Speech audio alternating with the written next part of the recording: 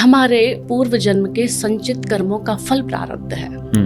हम ये सोचें कि हमारा पहला जन्म है, नहीं। हमने न जाने कितने जन्म लिए होंगे और कितने जन्मों में कितने कितने घोर पाप भी किए होंगे, पुण्य भी किए होंगे, और जो आज हम सब देख रहे हैं ये हम अपने पूर्व जन्म का प्रारब्ध भोग रहे हैं। अब इस जन्म में जो हम करेंगे वो हमारे अगले जन्म को आगे लेके जाएंगे कि हमें क्या मिलेगा, कैसे मिलेगा। तो प्रारब्ध किसी भी व्यक्ति के जीवन में बहुत बड़ा रोल प्ले करता है। लेकिन अगर कोई आज दुख भोग रहा है और हम मानते हैं कि मान लेते प्रारब्ध उसका यही है पिछले कर्मों का, तो वो उसको न्यूट्रलाइज कैसे करे, आज इसी जन्म में बेहतर कैसे करे? रामचरितमानस की अगर मैं बात करूं तो बाबा गोस्वामी एक बहुत सुंदर बात कहते हैं कि को न काऊ सुख दुख कर दाता, निज कृत कर्म भोग सब भ्राता। और ये कर्मों का एक ऐसा बंधन है, कर्मों का एक ऐसा भोग है कि इसे भोगना ही पड़ेगा। स्वयं परमात्मा भी बहुत विवश है, वो आपके भोग को काट नहीं सकते। अगर काट भी देंगे तो पुनः आपको जन्म लेके फिर भोगना पड़ेगा। एक संत हुए बहुत बड़े, तो जिनको बहुत भयंकर बीमारी लगी, गले का कैंसर हुआ, बहुत कष्ट होता था, बहुत रोते थे और भगवान के परम भक्त थे। तो भगवान उनके पास आए, भगवान को बड़ा कष्ट हुआ। भगवान ने कहा बाबा मैं आपको ऐसे देख नहीं पाता,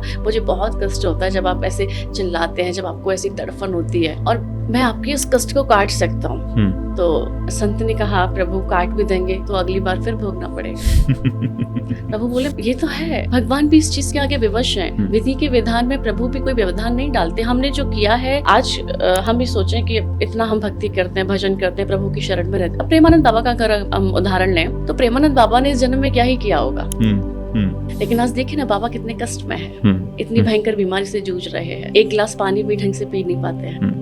तो ये सब प्रारब्ध का खेल है।